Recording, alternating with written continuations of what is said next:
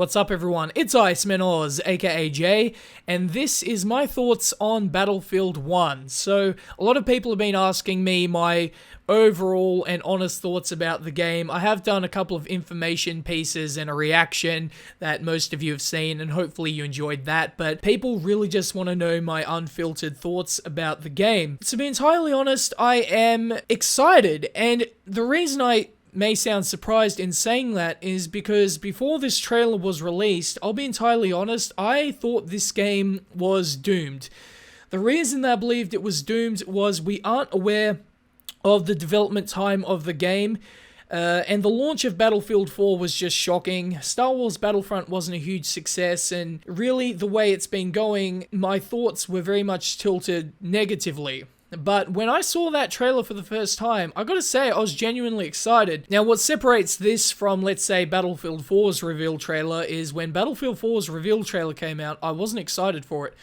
To be entirely honest, I saw it and I was like, meh. Same thing with Hardline, I was like, meh. I wasn't hyped for it, but this actually got me excited, and besides the fact that I believe the trailer was made by Michael Bay or something with all those explosions, it did what it needed to do. It is a teaser trailer and it got me excited. Let's start off with what the game actually is. So it's in World War I. What do I think about the time frame? There was a lot of build up about where the game would actually be set at. World War I is great. Out of all the options, I would have selected either modern or World War I. The counterpoint people make to World War I is that you don't really have a large variety of weapons. Well, that's actually wrong. With some research done, some countries have up to 30 different standard weapons, so that really just shows you they have a lot of options to choose from. And not only that, the other cool thing about going World War I is you can implement horses, because in some armies, before tanks were implemented, they'd use horses, cavalry, to wage wars. I think that is also a cool addition. The horses will mainly be used as like the way buggies were used in Battlefield 3, Battlefield 4, in the sense it'll be a way to get from point A to point B. I like the idea of having, you know, a huge melee weapon and swinging it with a horse, you know, like that just sounds absolutely crazy to me. The other cool thing about it is the variety of maps you can do. I expect to see a lot of trench warfare. I think that'll be really good because it reminds me of Battlefield 3 and Grand Bazaar, where it'd be really short corridors. And I thought that gameplay was really good because it was predictable. They can only come from one location, then the rest comes down to aim.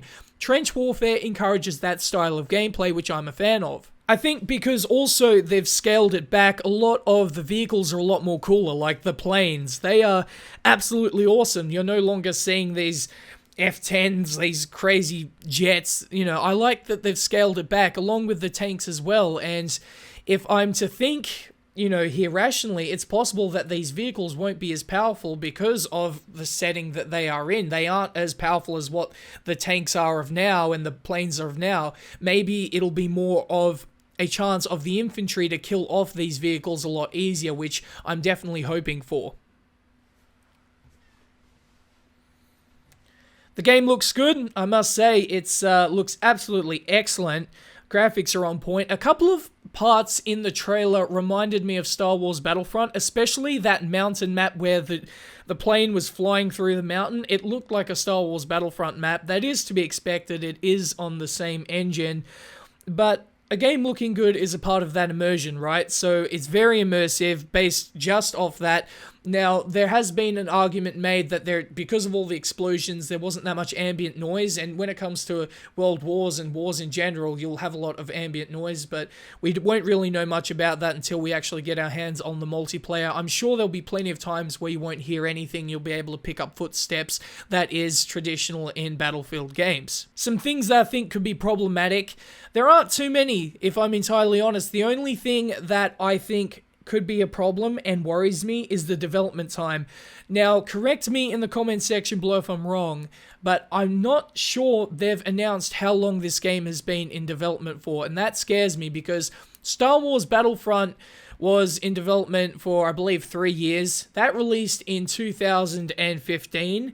Then you had Battlefield 4. Like, how were they able to develop this game while they were developing Star Wars Battlefront? There's a 3-year period where they were focusing on Battlefront. When did they actually get time to develop this game? Has it just come around the past 6 months? Because you know what happens when a game is developed for 6 months and then released? it releases broken with plenty of bugs, and it just won't be a good time for anybody. So that is honestly my only concern with the game.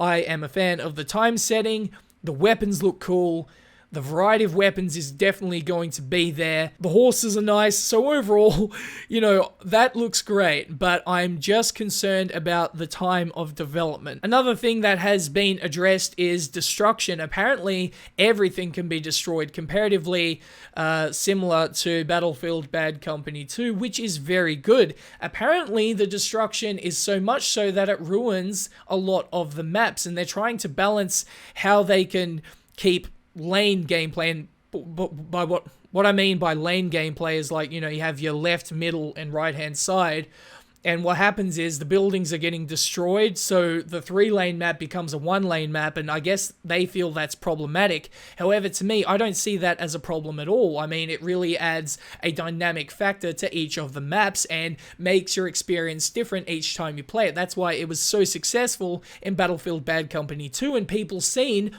Battlefield 3 and Battlefield 4's destruction as a step down. But to sum it all up, I'm very excited about the trailer. I think, as most Battlefield fans are, we are very hyped about the time setting, and that is really the main part of it. I'm concerned about how the revive system will work and the classes as well. How is that going to work? I presume it's going to be like Bad Company 2's, in the sense you'll have the medic, the assault, support, and recon. But with all that being said, leave your thoughts about Battlefield 1 in the comments section below. But hopefully you guys enjoyed this video, and if you did, please like, share, subscribe, and peace.